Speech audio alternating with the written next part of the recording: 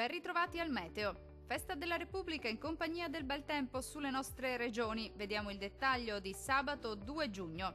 Sul Veneto sarà buono al mattino con ampio soleggiamento. Dal pomeriggio aumenteranno le nubi anche con qualche temporale associato, specie sui rilievi del Bellunese.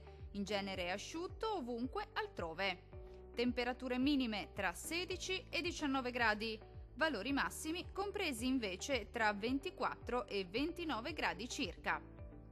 Non cambia di molto la previsione sul Friuli Venezia Giulia. Per tutto l'arco della giornata sarà bel tempo, con ampio soleggiamento su tutti i settori. In serata lieve peggioramento con qualche piovasco sui monti del Pordenonese e dell'Udinese.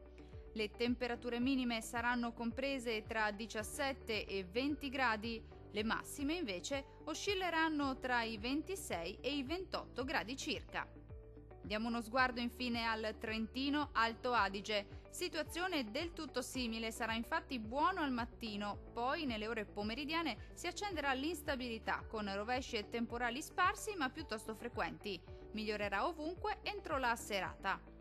Temperature minime tra 15 e 16 gradi. I valori massimi invece saranno compresi tra 26 e 27 gradi.